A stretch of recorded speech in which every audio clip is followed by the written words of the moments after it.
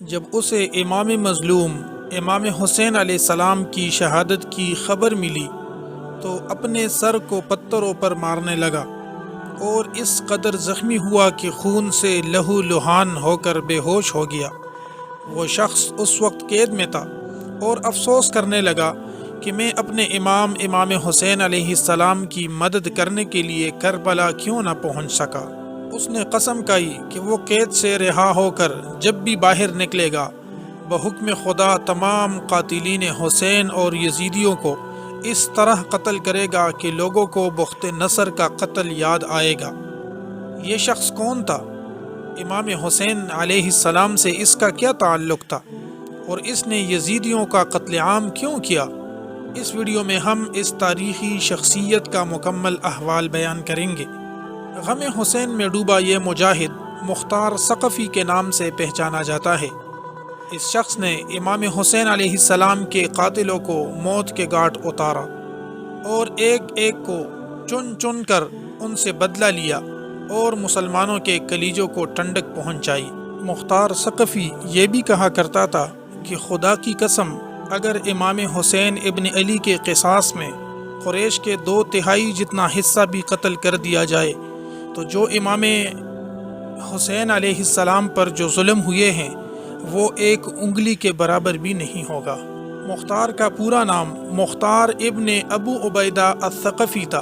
ان کے والد ابو عبیدہ نبی کریم صلی اللہ علیہ وآلہ وسلم کے جلیل القدر اصحاب میں شامل تھے اور حضرت عمر فاروق رضی اللہ تعالی عنہ کے دور میں جنگ قادسیہ میں جہاد کرتے ہوئے میدان جنگ میں شہید ہوئے تھے۔ مختار ثقفی کا تعلق عرب کے مشہور و معروف قبیلہ بنو ثقیف سے تھا۔ ابن اثیر نے مختار کو صحابہ میں شامل کیا ہے جبکہ اکثر مورخین نے اسے تابعی قرار دیا ہے۔ مختار الثقفی کو لوگ کیسان کہا کرتے تھے۔ روایات کے مطابق امام علی رضی اللہ تعالی عنہ نے ایک دفعہ مختار کو اپنے زانوں پر بٹھایا اور اسے کیس کہا تھا، تب سے لوگ اسے کیسان کہا کرتے تھے۔ بچپن سے ہی مختار الثقفی کو میدان جنگ میں جانے کا بہت شوق ہوتا تھا۔ جب مختار 13 سال کا تھا مسلمانوں اور فارسیوں کے درمیان حضرت عمر فاروق رضی اللہ تعالی عنہ کے دور خلافت میں جنگ قادسیہ لڑی گئی تھی۔ مختار الثقفی بھی اس جنگ میں شریک ہونا چاہتا تھا لیکن عمر کم ہونے کی وجہ سے ان کے چچا سعد بن مسعود نے انہیں اس جہاد میں شریک ہونے کی اجازت نہیں دی تھی۔ اس جنگ میں مختار ثقفی کے والد اور بھائی شہید ہو گئے۔ مختار ثقفی نوجوانی سے ہی نبی کریم صلی اللہ علیہ وآلہ وسلم کے آل و اولاد اور اہل بیت اطہار سے نہایت عقیدت اور محبت رکھتا تھا۔ جب یزید ابن معاویہ تخت نشین ہوا اس وقت مختار کوفہ میں تھا۔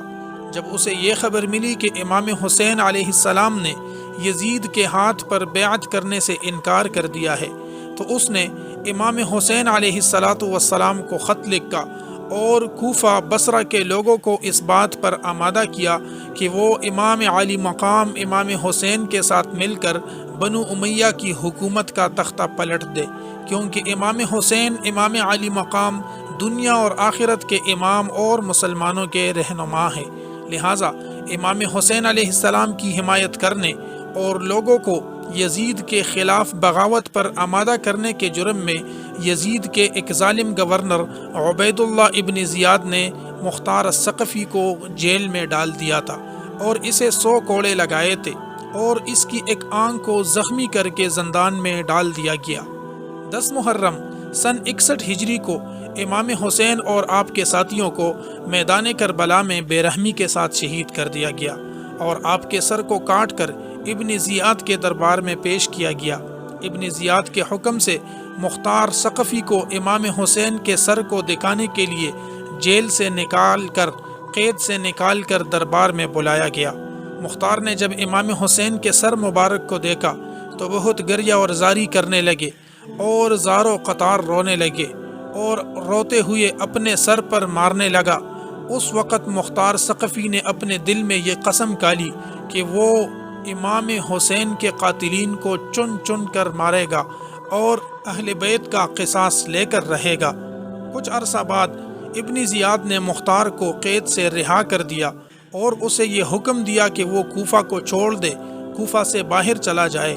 مختار ثقفی نے کوفہ کو خیر باد کہا اور اپنے سینے میں دہکتے ہوئے بدلے کی انتقام کی آگ کو لے کر طائف چلا گیا۔ مختار نے بہت صبر، محنت اور حکمت سے کام لیا۔ اس نے پرانی ساتھیوں کو جمع کرنا شروع کیا اور ایک چھوٹی سی مختصر فوج بنائی۔ مختار ثقفی نے اپنے ایک پرانے ساتھی ابراہیم بن مالک اشتر کو بھی اپنے ساتھ ملا لیا، جو حضرت علی کرم اللہ وجہہ الکریم کے جان نثار سپاہی مالک اشتر کا بیٹا تھا اور اہل بیت عظام سے بے پناہ محبت رکھتا تھا۔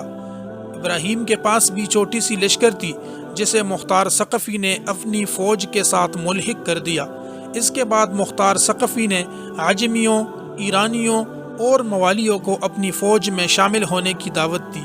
یہ لوگ دراصل بنو امیہ کے ظلم، عربی اور عجمی تفریق سے پریشان تھے، لہٰذا وہ عجمی اور موالی جو اہل بیت رسول کے محبین تھے مختار ثقفی کے ساتھ فوج میں شامل ہو گئے۔ رفتہ رفتہ مختار کی طاقت میں مزید اضافہ ہوتا گیا۔ مختار کے رگوں میں خون کی طرح دوڑتی اہل بیت سے محبت اسے بار بار امام حسین ابن علی کی شہادت یاد دلاتی تھی۔ مختار ثقفی اب قیام کے لیے تیار تھا۔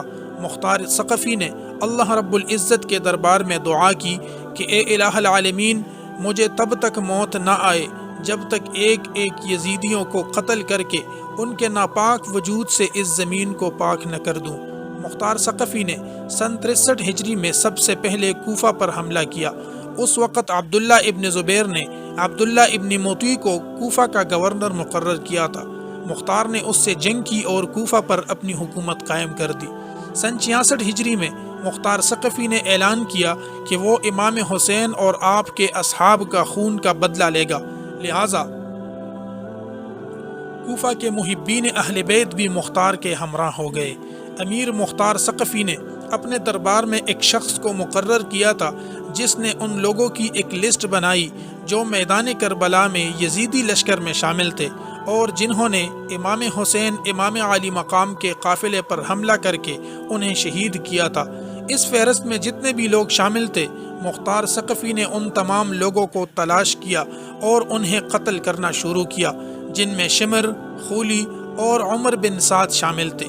کہتے ہیں کہ جب مختار ان قاتلین کو پکڑتا تو پہلے ان سے پوچھتا کہ کربلا کے میدان میں تم نے امام حسین پر کیسے ظلم کیے تھے۔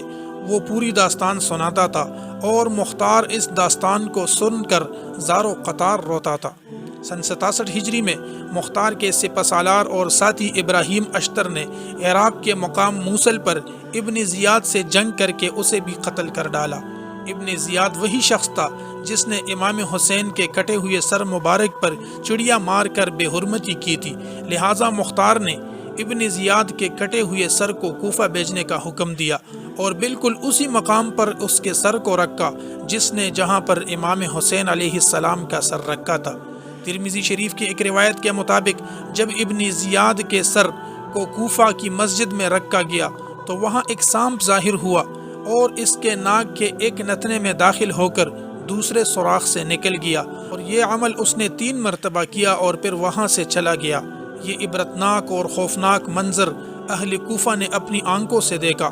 اس کے بعد ابن زیاد اور عمر بن سعد کے سروں کو مختار نے امام حسین کے بیٹے امام سجاد علیہ السلام کے پاس مدینہ بھیجے، جسے دیکھ کر آپ نے مختار کے حق میں دعا فرمائی۔ ابھی مختار کے قیام کو امام سجاد کی اجازت اور معیت حاصل تھی۔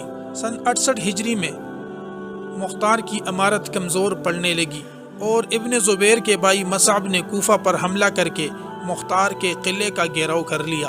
اس آخری لمحے میں بھی مختار ثقفی نے غسل کیا، عطر لگائی اور نماز ادا کرنے کے بعد بارگاہ الہی میں شکر بجا لایا کہ اسے اللہ نے اتنی مہلت دے دی کہ اس نے تمام قاتلین حسین کو واصل جہنم کر دیا۔ اب اگر اسے شہید بھی کر دیا جائے تو کوئی غم اور فکر نہیں۔ یہ کہہ کر وہ قلعے سے باہر آیا اور مصعب کی فوج سے لڑتا ہوا شہید ہو گیا۔ تاریخ میں مختار ثقفی کی شخصیت کو بنو امیہ اور ناصبیوں نے انتہائی زیادہ بدنام کرنے کی کوششیں کی، لیکن مختار ثقفی آج بھی ہر محب اہل بیت اور محب امام حسین کے لیے ہیرو کا درجہ رکھتا ہے۔ غم حسین سے زخمی دلوں کی ٹھنڈک ہے اور مختار کے چاہنے والے آج تک اس سے شدید عقیدت اور محبت رکھتے ہیں جو قاتلین حسین پر موت بن کر گرا۔ اللہ تبارک و تعالی ہمارے دلوں میں حب اہل بیت کو ڈالے اور حب اہل بیت کو، حب رسول اللہ کو تا قیامت